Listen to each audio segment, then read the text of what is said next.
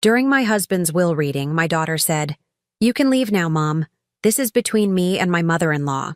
When she read the will, she was shocked to see her name in the clause. The reading of the will made her faint. "I'm glad to have you here. Follow my story until the end and comment the city you're watching from, so I can see how far my story has reached. My name is Sherry, and at 68 years old, I never imagined my own daughter would look me in the eye and tell me I didn't belong at my husband's will reading. You can leave now, Mom. This is between me and my mother-in-law." Elodie's voice cut through the mahogany-paneled law office like a blade. I sat there, clutching my worn purse, feeling my heart sink into my stomach. After 43 years of marriage to Robert, after holding his hand through his final breath just 2 weeks ago, my own daughter was dismissing me like I was some stranger who'd wandered into the wrong room. The lawyer, Mr. Henderson, shifted uncomfortably behind his massive desk. "Mrs. Patterson, perhaps we should proceed with all family members present." "She's not immediate family in this matter," Elodie interrupted, not even looking at me. She sat there in her expensive black suit, the one I knew cost more than my monthly Social Security check, her perfectly manicured nails drumming against the leather chair. "The estate planning concerns the primary beneficiaries." Nellie, Robert's mother and Elodie's mother-in-law, nodded approvingly from her seat. At 74, she still carried herself with the same cold authority that had made my life miserable for decades. "Sherry, dear, perhaps you'd be more comfortable waiting in the lobby. This is really a formality anyway." The way she said "dear" made my skin crawl. It was the same tone she'd used when she told me my casserole wasn't quite right for Robert's taste, or when she suggested I might want to freshen up before family photos. Everything wrapped in false sweetness but designed to cut deep. I wanted to stand up for myself. I wanted to remind them that I'd been the one changing Robert's bedsheets when he was too weak to get to the bathroom. I'd been the one sleeping in that uncomfortable hospital chair for 3 months, while Elodie made excuses about being too busy with her social commitments. But the words stuck in my throat like they always did. "I think I have a right to be here," I managed to whisper, my voice barely audible. Elodie finally turned to look at me, and the expression on her face made me feel smaller than I'd ever felt in my life. It wasn't anger. It was pure disgust, like she was looking at something that had crawled out from under a rock. "Right," she laughed, but there was no humor in it. "Mom, you've been living off Dad for decades. You never worked, never contributed anything meaningful to this family's success. Did you really think you'd inherit anything significant?" Each word hit me like a physical blow. I thought about all those years I'd given up my teaching career to take care of her when she was small, all the dreams I'd put aside to support Robert's business ventures. But how do you explain a lifetime of sacrifice to someone who sees it as laziness? Nellie leaned forward with that practiced smile of hers. Now, Elodie, your mother deserves something, of course. I'm sure Robert left her enough to maintain a modest lifestyle. Modest lifestyle. The phrase hung in the air like a judgment. I looked down at my hands, noticing how thin and pale they'd become. When had I gotten so old? When had I become so invisible? Mr. Henderson cleared his throat again. "I really must insist that Mrs. Patterson remain for the reading. There are specific provisions." "What provisions?" Elodie snapped. "Dad and I discussed everything extensively during his illness. He understood that I'm the one who'll be taking care of Nellie as she ages, managing the properties, handling the investments. I'm the responsible one." The responsible one? I almost laughed at that.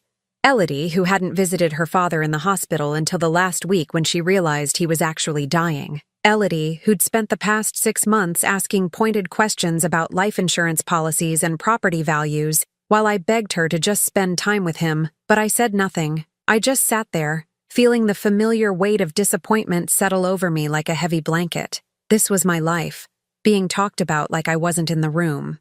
Having my worth measured and found wanting by the very people I'd sacrificed everything for. "Fine," I said quietly, standing up on unsteady legs. "I'll wait outside." As I reached for the door handle, I heard Elodie whisper to Nellie, "She'll be fine. Mom's always been dramatic about money.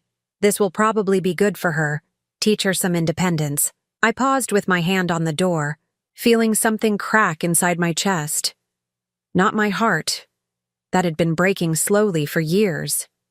Something deeper. Something that had been holding me together finally gave way. I stepped into the hallway and sank into one of the uncomfortable waiting room chairs. Through the thick glass door, I could see them settling in for what they clearly expected to be a celebration. Elodie was already pulling out her phone, probably texting her friends about her inheritance. Nellie was adjusting her pearls, preparing to hear how wealthy she was about to become. Neither of them had any idea what Robert had really thought about their behavior these past few months. Neither of them knew about the conversations we'd had in those long hospital nights, when he'd watched Elodie breeze in for 5-minute visits before rushing off to her next social engagement. What they definitely didn't know was what I'd been hiding from all of them for the past 8 months, the reason I'd been so tired, so thin, so desperately in need of the family support that never came. Sitting in that sterile waiting room, I couldn't stop my mind from drifting back to when this nightmare really began. It was 6 months ago, when Robert first got the diagnosis that would eventually take his life. I remember walking into our living room that Thursday afternoon, finding Elodie and Nellie huddled together on the couch, their voices dropping to whispers the moment they saw me. They'd been doing that a lot lately, having these private conversations that stopped whenever I entered a room. "Oh, Sherry," Nellie had said with that false brightness she'd perfected over the years. "We were just discussing Robert's medical care. You know how overwhelming these decisions can be." Overwhelming. As if I hadn't been the one taking him to every doctor's appointment, organizing his medications, sleeping on the hospital floor when he was too scared to be alone. But I'd nodded and smiled, grateful they were finally showing some interest in helping. How naive I'd been. "Mom," Elodie had said, not quite meeting my eyes, "Nellie and I think it might be better if we take over coordinating Dad's care. You're getting older, and this is a lot of stress. We don't want you making yourself sick." Making myself sick. The irony of those words still burned. If only they'd known how sick I already was, how I'd been scheduling my own doctor appointments around Robert's chemo sessions, how I'd been hiding my own test results in a shoebox under our bed because I couldn't bear to add one more burden to his shoulders. "I can handle it," I'd protested weakly. "I've been taking care of him just fine." Nellie had reached over and patted my hand with those cold, perfectly manicured fingers. "Of course you have, dear. But Elodie has experience with medical management from her volunteer work, and I have connections with the best specialists in the city. We just want what's best for Robert. What's best for Robert." It sounded so reasonable, so caring. But I saw the look that passed between them. Satisfaction, like chess players who'd just executed a winning strategy. That's when the isolation really began. Suddenly, I wasn't included in conversations with the doctors. Elodie would schedule appointments and forget to tell me until afterward. When I'd ask questions about treatment options, they'd exchange those looks again and tell me not to worry about the complicated medical stuff. "Dad's in good hands," Elodie would say whenever I tried to assert myself. "You should focus on resting. You look exhausted all the time lately." I was exhausted, but not just from caring for Robert, from the constant battle to remain relevant in my own husband's medical care. From pretending I didn't notice how they'd steer him away whenever he tried to include me in discussions. From acting like it didn't hurt when they'd suggest I take a little break every time I tried to attend a family meeting. The worst part was watching how they manipulated Robert when he was at his weakest. I'd come back from making tea to find them sitting close to his bedside, their voices low and serious.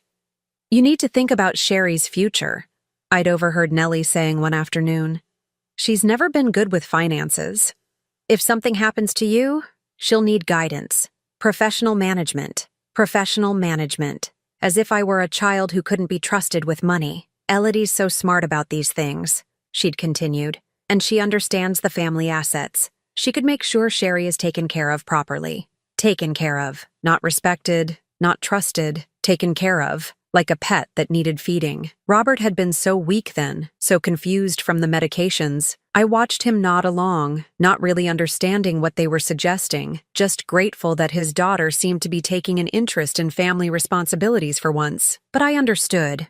I understood that they were systematically erasing me from my own life, painting me as incompetent and fragile while positioning themselves as the responsible caretakers. They were building a narrative that would justify whatever they had planned. The most painful memory was from just 3 weeks before Robert died. I'd been in the kitchen trying to prepare his favorite soup when I'd heard Elodie on the phone in the next room. "No, she's not adjusting well to Dad's illness at all," she'd been saying. "She's becoming increasingly unreliable. Yesterday, she couldn't even remember which medications he'd taken. Honestly, I'm worried about her mental state." I'd dropped the ladle, feeling my hands shake.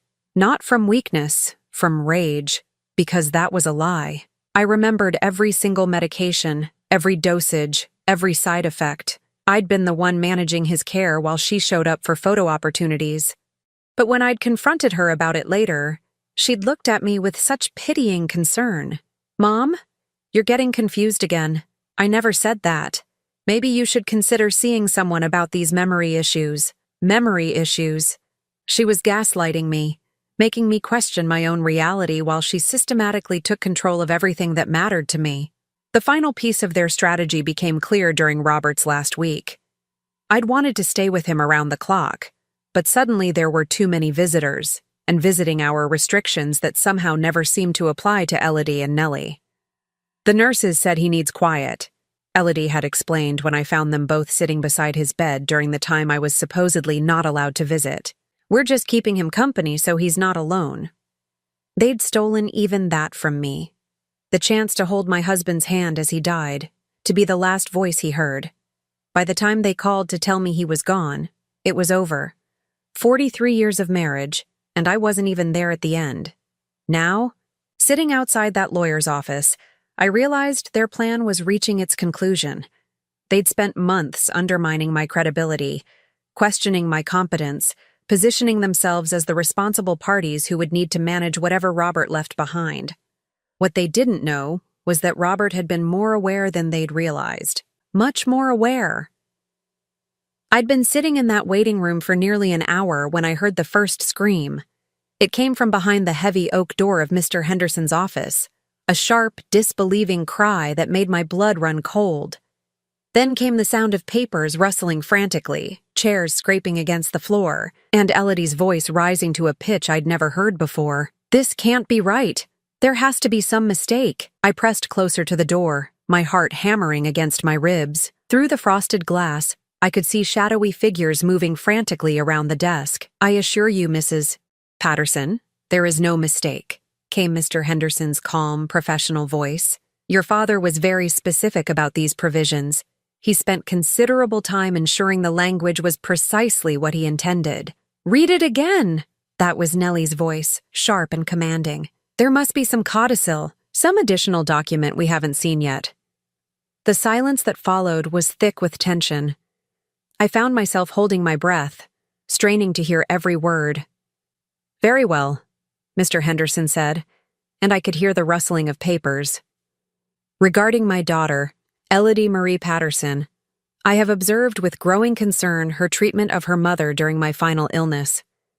Her neglect of Sherry's well-being, her dismissive attitude toward her mother's needs, and her obvious preoccupation with financial inheritance rather than family compassion have demonstrated a character unsuited to the responsibility of wealth." My hand flew to my mouth. Robert had been watching. He'd seen everything. Mr. Henderson continued reading, his voice steady and clinical. "Furthermore, her collaboration with my mother, Nellie Patterson, to systematically exclude Sherry from medical decisions and family discussions represents a cruelty I cannot and will not reward. Therefore, I leave to Elodie the sum of $5,000, to be held in trust until she can demonstrate 1 full year of consistent, respectful care toward her mother." $5,000? Elodie's voice cracked. "5,000? I'm his daughter. I'm his only child." "There's more," Mr. Henderson said quietly. "To my mother, Nellie Patterson, who encouraged and participated in the emotional abandonment of my wife during the most difficult period of our lives, I leave the sum of $1,000 and suggest she examine her conscience regarding the treatment of the woman who cared for her son with unwavering devotion." I heard something crash, probably a glass being thrown or knocked over. Then Nellie's voice, colder than I'd ever heard it. "This is that woman's doing. She manipulated him when he was weak, confused from the medications. We'll contest this. No court will uphold such an obviously coerced document. Mrs. Patterson, Mr. Henderson said, and I could hear the disapproval in his tone. Your son was of completely sound mind when he executed this will. In fact, he specifically anticipated challenges to his mental capacity. He included extensive documentation of his reasoning, including detailed notes about incidents he observed and conversations he overheard. What incidents? Elodie demanded. What conversations? The rustling of papers again. He documented the afternoon you told him that your mother was becoming increasingly unreliable and suggested she might have memory issues. He noted that this conversation took place while Mrs. Patterson was in the kitchen, preparing his medication with perfect accuracy, as she had done every day for months. My knees went weak. Robert had heard that phone call. He'd known Elodie was lying about me. He also documented the evening you and Mrs. Nellie Patterson discussed having your mother declared incompetent to manage finances, despite her having successfully managed the household budget for over 4 decades. This conversation took place while Mrs. Patterson was bathing your father, something she did twice daily without assistance. We never said anything about having her declared incompetent, Elodie protested, but her voice lacked conviction. Your father's notes suggest otherwise. He quotes you as saying, "We need to make sure Mom doesn't have access to any significant amounts. She's not equipped to handle real money, and honestly, she's showing signs of decline." The silence that followed was deafening. I remembered that night. I'd been helping Robert with his bath, and I'd heard their voices from the living room, but I'd been so focused on keeping him comfortable that I hadn't really processed what they were saying. Robert had, though. Robert had heard every word. So where? Elodie's voice was barely a whisper now. Where does everything go? The house? The investment accounts? The life insurance policies? The vacation property? Everything goes to Mrs. Sherry Patterson, with the provision that she use these assets to ensure her own health and well-being for the remainder of her life.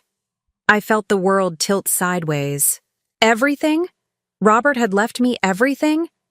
He can't do this! Nellie's voice was shrill now, desperate. I'm his mother. I raised him. Everything I did was to protect the family assets. From whom? Mr. Henderson's question hung in the air like a challenge. From his wife of 43 years? The woman who sacrificed her career to raise his child and support his business ventures? The woman who spent 3 months sleeping in a hospital chair because she couldn't bear to leave his side? She's manipulative, Elodie shouted. She's always been good at playing the victim. Dad was vulnerable, scared. She took advantage of that. Your father anticipated this reaction as well, Mr. Henderson said calmly. He included a personal letter to be read aloud in the event that his decisions were questioned. More paper rustling. Then Mr. Henderson's voice, softer now, reading words that made my heart ache. To my daughter Elodie, if you are hearing this letter, it means you have challenged my final wishes. I want you to know that every decision I made was the result of months of careful observation, not medication-induced confusion or manipulation. The letter continued, and I pressed even closer to the door. You spent my final months asking about money while your mother asked about my pain levels. You visited to discuss inheritance while she read to me for hours when I couldn't sleep. You saw my illness as an inconvenience that interrupted your social life while she saw it as our final chapter together, something to be cherished despite the difficulty. I heard what sounded like sobbing. Whether from Elodie or Nellie, I couldn't tell. Most importantly, you treated your mother like a burden when she was the greatest blessing of my life. You dismissed her concerns, ignored her needs, and spoke about her as if she were already dead. I cannot trust my life's work to someone who would treat the woman I love with such casual cruelty. There was a long pause before Mr. Henderson continued. The assets I leave to Sherry are not a reward for manipulation. They are compensation for devotion. She has earned every dollar through 43 years of putting my needs, your needs, and this family's needs before her own. It is time someone put her needs first. The door suddenly flew open, and Elodie stumbled out, her face red and streaked with tears. She looked at me sitting there, and for a moment, I saw something flicker across her features. Shame, maybe, or recognition, but it was quickly replaced by rage. This isn't over, she hissed. I don't know how you did this, but this isn't over. Behind her, Nellie appeared. Her composed mask finally cracked. She looked older, smaller, defeated. 43 years, she muttered, more to herself than to me. He chose you after 43 years. They walked past me without another word, leaving me alone with the echo of Robert's final gift. Not just the money, but the validation I'd needed for so long. He had seen me. He had known. After Elodie and Nellie stormed out, Mr. Henderson invited me back into his office. I sat in the same chair where my daughter had just learned that her father had seen through her games, and I tried to process the magnitude of what had just happened. "Mrs. Patterson," Mr. Henderson said gently, "your husband left specific instructions for me to discuss your financial situation privately. He was concerned about your health circumstances." My stomach dropped. "He knew?" Mr. Henderson nodded, his expression kind but serious. "He found your medical files 3 weeks before he passed, the ones you'd hidden in the shoebox under your bed." I felt tears spring to my eyes. Of course Robert had found them. He'd probably been looking for something else entirely and stumbled across my secret shame, the diagnosis I'd been carrying alone for 8 months. "He was devastated that you'd felt the need to hide your condition from him," Mr. Henderson continued. "But he understood why you did it. He said you'd always been the one taking care of everyone else, never wanting to burden anyone with your own problems. Stage 2, breast cancer. That's what Dr. Martinez had told me on that terrible March afternoon, while Robert was recovering from his first round of chemotherapy. The timing couldn't have been worse. How could I tell my dying husband that his wife was also fighting for her life? So I'd hidden it. I'd scheduled my own appointments around his medical needs. I'd suffered through the exhaustion, the pain, the fear, all while maintaining the facade that I was strong enough to take care of him. It had been the hardest 8 months of my life. "He left detailed instructions about your treatment," Mr. Henderson said, sliding a folder across the desk. "He researched the best oncologists in the country, the top treatment facilities. He wanted to ensure you had every possible resource to fight this." I opened the folder with trembling hands. Inside were appointment cards for specialists at prestigious cancer centers, contact information for experimental treatment programs, and a detailed financial plan that would cover any medical expense I might need. "But how did he know about all this?" I whispered. "He was so sick himself. He spent his final weeks making calls, researching options. Your husband was determined to ensure you had the chance he was being denied." Mr. Henderson paused, choosing his words carefully. "He also documented your daughter's response when he tried to discuss your health with her." My blood went cold. "What do you mean?" Mr. Henderson pulled out another set of papers, Robert's handwritten notes, shakier than his usual neat script but still legible. "He wrote this 3 days before he died. May I read it to you?" I nodded, not trusting my voice. I tried to talk to Elodie about Sherry's health concerns today. I mentioned that her mother had seemed unusually tired lately, that she'd lost weight, that I was worried she might be making herself sick caring for me. Elodie's response was shocking. She said, "Dad, Mom's always been dramatic about health issues. She probably just wants attention now that you're getting all the medical focus. Don't let her guilt you into worrying about her fake problems when you need to concentrate on getting better." Each word hit me like a physical blow. I remembered that conversation. Robert had asked me gently if I was feeling okay, if I needed to see a doctor. I'd brushed off his concerns, not wanting to worry him. I'd had no idea he'd already tried to enlist Elodie's help in convincing me to seek medical attention. Mr. Henderson continued reading. "When I pressed her about being more supportive of her mother during this difficult time, Elodie said, 'Dad, you're the one who's dying. Mom can deal with whatever's bothering her after we get through this. Her problems aren't life-threatening like yours are.' If only she'd known how wrong she was." "He tried one more time," Mr. Henderson said, flipping to another page. "This was 2 days before he passed. He'd grown weaker, but he was still worried about you." The final note was barely legible, written in Robert's deteriorating handwriting. "Asked Elodie to promise she'd take care of her mother after I'm gone. She said, 'Of course, Dad, but Mom's tougher than she looks. She'll be fine on her own. She always lands on her feet.' I realized then that my daughter has no idea who her mother really is. She sees strength where there should be support, independence where there should be interdependence. She's mistaken Sherry's selflessness for self-sufficiency. I cannot trust my wife's future to someone who fundamentally misunderstands her needs. I was crying openly now, mourning not just for Robert, but for the daughter who had become a stranger to me. When had Elodie started seeing my sacrifices as manipulation, my needs as weaknesses? Mrs. Patterson, Mr. Henderson said softly, your husband's final wish was that you use this inheritance to save your own life. He said he'd spent 43 years watching you put everyone else first, and he wanted his death to mark the beginning of you finally putting yourself first. A knock at the door interrupted us. Mr. Henderson frowned. He'd asked his secretary to hold all calls and visitors, but the knock came again, more insistent this time. Come in, he called reluctantly. The door opened and Elodie stepped back into the office. Her face was blotchy from crying, her perfect makeup ruined.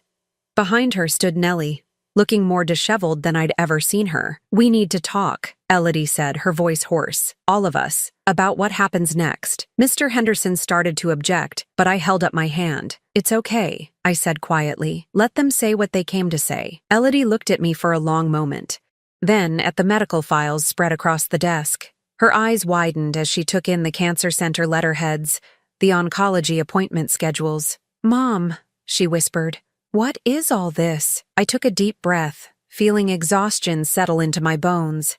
It was time to stop protecting everyone else from the truth. I have cancer, Elodie. I've had it for 8 months.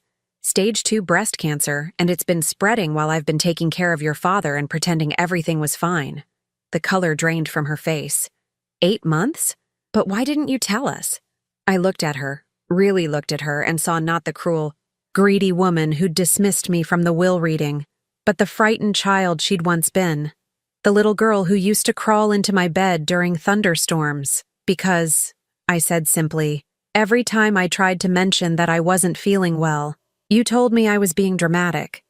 Every time I suggested I might need to see a doctor, you said I was trying to steal attention from your father, so I stopped trying. Nellie sank into the chair beside Elodie, looking suddenly ancient. Oh, Sherry, she breathed. We had no idea. No, I agreed. You had no idea, because you never asked. You never looked. You were so busy planning your inheritance that you forgot to see the person who was dying right in front of you. The room fell silent except for the ticking of Mr. Henderson's antique clock. Finally, Elodie spoke, her voice barely audible. What can we do? How can we help? Please tell us how to fix this. I looked at my daughter, at the desperation in her eyes, and felt something shift inside me. Not forgiveness. Not yet. But maybe the beginning of hope that the woman who'd raised her with so much love was still somewhere inside the stranger she'd become. 6 weeks after that devastating day in the lawyer's office, I stood on the balcony of my new apartment in Monterey, California, watching the sun set over the Pacific Ocean. The salty breeze carried away the last of my old life, the one where I'd made myself small to accommodate everyone else's needs. The apartment was nothing like the house I'd shared with Robert. It was smaller, simpler, but it was entirely mine. Every piece of furniture, every picture on the wall, every book on the shelf reflected my choices, not what would look impressive to visitors or what would match someone else's idea of good taste. My first oncology appointment at the Monterey Bay Cancer Center had been 2 weeks ago. Dr. Sarah Chen, one of the top breast cancer specialists in the country, had reviewed my files with the kind of focused attention I'd forgotten I deserved. Mrs. Patterson, she'd said, her voice both gentle and direct, I'm concerned about the delay in treatment, but I'm optimistic about your prognosis. We caught this at stage 2, and with aggressive treatment, your chances of full recovery are excellent. Aggressive treatment. The phrase that had terrified me when I was trying to care for Robert, while hiding my own illness, now sounded like hope. I had the best doctors, unlimited resources, and most importantly, the mental energy to focus on getting well instead of taking care of everyone else. The chemotherapy had started immediately. Unlike Robert's treatments, which I'd watched destroy him slowly, mine felt different. Maybe it was because I was catching it earlier. Or maybe it was because I finally had permission to put my health first. Either way, I was responding well. My phone buzzed on the small patio table beside me. Elodie's name appeared on the screen. The 4th call this week. I'd been answering about half of them, which was more than I'd managed in the first few weeks after leaving Sacramento.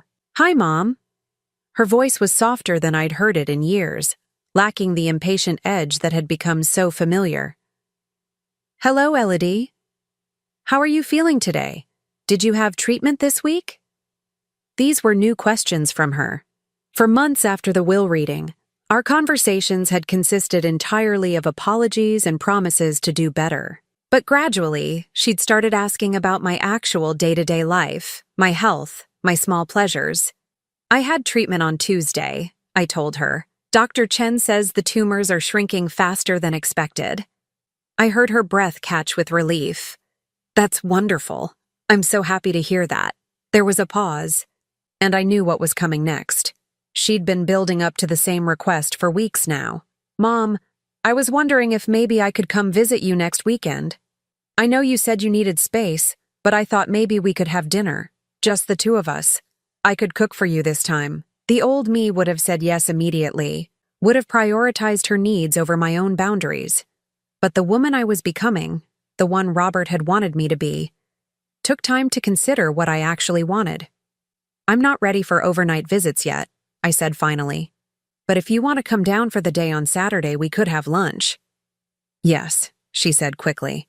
"Yes, I'd love that. Should I bring anything? Groceries? I could stop at that farmer's market you mentioned." It was strange, hearing her offer to take care of me instead of the other way around. Part of me wanted to tell her not to bother, that I was perfectly capable of shopping for myself. But I recognized that impulse as the old pattern, pushing away help because I'd been trained to believe I didn't deserve it. "Actually," I said, "there's a little Italian place here that makes fresh pasta. We could go there instead. It overlooks the harbor." "That sounds perfect. Mom, I've been going to therapy. Dr. Rodriguez is helping me understand how I treated you, why I became so focused on material things instead of relationships." I'd wondered about that. The Elodie who called me now was different from the one who'd tried to exile me from the will reading. More thoughtful, more aware of her impact on others. "How's that going?" I asked. "It's hard," she admitted, realizing that I became exactly like Nellie, that I treated you the way she always treated you. "Dr. Rodriguez says I learned to see love as something you had to earn through achievement rather than something you deserved just for existing." That analysis hit closer to home than I wanted to admit. I'd spent my entire adult life trying to earn love through service, through sacrifice, through making myself indispensable. Maybe Elodie had learned that pattern from watching me. "What about Nellie?" I asked. "How is she handling everything?" Elodie was quiet for a moment. "She's struggling. She moved to that senior community in Roseville, the one with assisted living services. She keeps asking if I think you'll ever forgive her, if there's anything she can do to make amends." I looked out at the ocean, watching a pelican dive for fish in the waves below.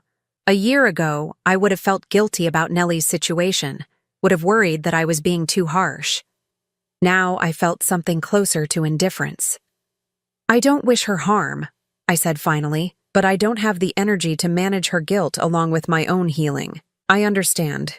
And Mom, I need you to know that I don't expect forgiveness. I know I have to earn back your trust, and I know it might take years. Maybe it might never happen completely, but I want to try." After we hung up, I sat on my balcony until the stars came out, thinking about the strange turns life takes. A year ago, I'd been invisible in my own family, dying slowly from neglect and undiagnosed cancer. Now I was the one with all the power, all the resources, all the choices. The irony wasn't lost on me that it had taken Robert's death to give me life. My phone buzzed again. A text this time, from Dr. Chen's office confirming my appointment for next week. Routine follow-up, checking my progress. The treatments were working so well that we might be able to reduce the frequency soon. I thought about calling someone to share the good news, then realized I didn't need to. This joy was mine to hold. Mine to savor, without diluting it by managing someone else's reaction to it. Tomorrow I had plans to visit the local botanical garden, something I'd never had time for when I was busy taking care of everyone else. Next week, I was starting a watercolor painting class at the community center, Small pleasures, but they felt revolutionary after a lifetime of putting everyone else's interests first. The ocean breeze picked up, carrying the sound of sea lions barking on the distant rocks. I pulled my sweater closer around my shoulders and smiled. For the first time in decades, I was exactly where I wanted to be, doing exactly what I wanted to do. And if that meant some people had to learn to live without my constant caretaking, well, maybe that was a lesson they'd needed to learn all along. 18 months later, I stood in front of the mirror in my bedroom, adjusting the soft blue scarf I'd chosen to wear instead of a wig. My hair was growing back, silver and curly in a way it had never been before, and I'd decided I liked it better than the mousy brown I'd maintained for decades. The woman looking back at me bore little resemblance to the exhausted, invisible person who'd been dismissed from that law office over a year ago. My eyes were brighter, my shoulders straighter. I'd gained back the weight I'd lost during those terrible months of hiding my illness, and my skin had the healthy glow that comes from being truly, deeply happy. Today was a special day. Dr. Chen had called yesterday with the results of my latest scans. No evidence of disease, complete remission. After 18 months of treatment, countless appointments, and more strength than I'd known I possessed, I was officially cancer-free. The doorbell rang, interrupting my thoughts. Through the window, I could see Elodie standing on my front porch, holding a bouquet of sunflowers, my favorite, though she'd only learned that in the past year. "Hi, Mom," she said when I opened the door, and I noticed she looked nervous. Our monthly visits had become easier over time, but there was still a formality to them, a careful politeness that spoke to how much work we still had to do. "Come in," I said, accepting the flowers. "These are beautiful. Let me put them in water." As I arranged the sunflowers in a vase, Elodie wandered around my living room, taking in the changes I'd made since her last visit. New books on the shelves, a half-finished watercolor painting on the easel by the window, photos from my recent trip to the botanical gardens in San Francisco. "You redecorated," she observed. "I bought new things that I actually like instead of things that looked appropriate," I corrected gently. "There's a difference." She smiled at that, a real smile that reminded me of the little girl she'd once been. "Dr. Rodriguez says that's part of recovery, learning to trust your own preferences instead of performing for other people's approval." Elodie had been in therapy for over a year now, working through what her therapist called inherited patterns of conditional love. It was slow work, unlearning a lifetime of believing that affection had to be earned through achievement and compliance. "How is therapy going?" I asked, settling into my favorite chair, a comfortable reading chair I'd bought simply because I liked the way it felt. Not because it matched anything else in the room. Better. Harder some days than others. Elodie sat across from me, her hands folded in her lap. "Dr. Rodriguez has been helping me understand how I learned to see you as weak instead of selfless, how I mistook your sacrifices for choices." This was territory we'd covered before in our careful conversations. Elodie was working to understand how she'd become someone who could dismiss her own mother so cruelly, while I was learning to set boundaries that protected my newly discovered sense of self-worth. "I have something to tell you," I said, deciding it was time to share my news. "Dr. Chen called yesterday. The cancer is gone. Completely gone." Elodie's face lit up with genuine joy, and for a moment she looked like she might cry. "Oh, Mom, that's incredible. I'm so happy for you. Thank you. It feels surreal, honestly. After everything that's happened, I keep waiting for the other shoe to drop." "But it won't," Elodie said firmly. "You're healthy. You're free. You're living the life you want. You deserve all of this." It was such a simple statement, but it meant everything coming from her. For most of my life, I'd believed I deserved very little. Certainly not the comfortable life Robert's inheritance had provided, not the excellent medical care that had saved my life, not the peaceful independence I'd found in this small coastal town. "There's something else I wanted to discuss with you," Elodie said, her voice becoming more serious. "About Nellie." My stomach tightened slightly. Nellie was still a complicated subject between us.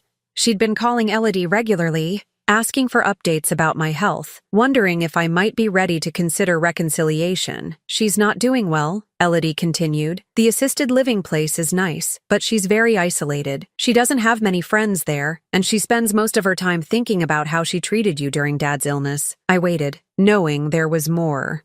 She asked me to give you this. Elodie pulled an envelope from her purse, my name written on it in Nellie's distinctive handwriting. She's not asking for forgiveness or trying to manipulate you into contact. She just wanted you to know how sorry she is. I took the envelope but didn't open it immediately. How do you feel about her situation? Honestly, I feel bad for her, but I also understand why you can't have her in your life. She spent decades treating you poorly, and her being lonely now doesn't erase that history. It was a mature response, one that showed how much Elodie had grown. The old Elodie would have pushed for reconciliation, would have tried to manage everyone's emotions to avoid conflict. I might read her letter eventually, I said, setting it aside, but not today. Today is for celebrating. Elodie nodded, understanding. What would you like to do to celebrate? I thought about it. A year ago, I would have suggested something that centered on her preferences, something that would make her happy, but I was learning to prioritize my own joy. I want to walk on the beach, I said. I want to feel the sand between my toes and watch the waves, and then I want to come back here and order too much Chinese food and watch an old movie. That sounds perfect, Elodie said, and I could tell she meant it. We spent the afternoon walking along the shoreline, talking about small things, my painting class, her work, the novel I was reading. Nothing heavy or emotionally charged, just the comfortable conversation of two people who were learning to know each other again. As the sun began to set, painting the sky in shades of pink and gold, I realized how different this moment was from anything I'd experienced in my previous life. I wasn't worrying about anyone else's needs or managing anyone else's emotions. I was simply present, enjoying the company of my daughter without the weight of obligation or resentment. Mom, Elodie said as we turned to head back to the house, I know I can't undo the past, but I want you to know how proud I am of you. The way you've rebuilt your life, the strength you've shown, it's incredible. I stopped walking and looked at her. This woman who had once been my greatest heartbreak and was slowly becoming something like a friend. Thank you, I said simply. That means more than you know. Later that evening, after Elodie had driven back to Sacramento and I was alone with my Chinese takeout and an old Katharine Hepburn movie, I opened Nellie's letter. It was shorter than I'd expected, written in her careful script. Dear Sherry, I have no excuse for how I treated you, only an explanation that I was afraid of losing my place in Robert's life. I see now that there was room for both of us to love him, but I was too insecure to believe it. You deserved better from me, and from all of us.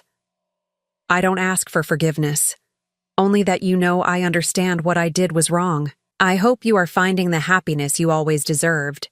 With sincere regret, Nellie. I folded the letter and set it aside. Maybe someday I would respond to it. Maybe not. But for now, it was enough to know that the truth had finally been acknowledged. As Katharine Hepburn delivered her final monologue on the screen, I pulled my soft throw blanket around my shoulders and smiled. I had spent 68 years learning to disappear, to make myself small enough to fit into other people's lives. Now, finally, I was learning to take up space, to live boldly, to choose joy.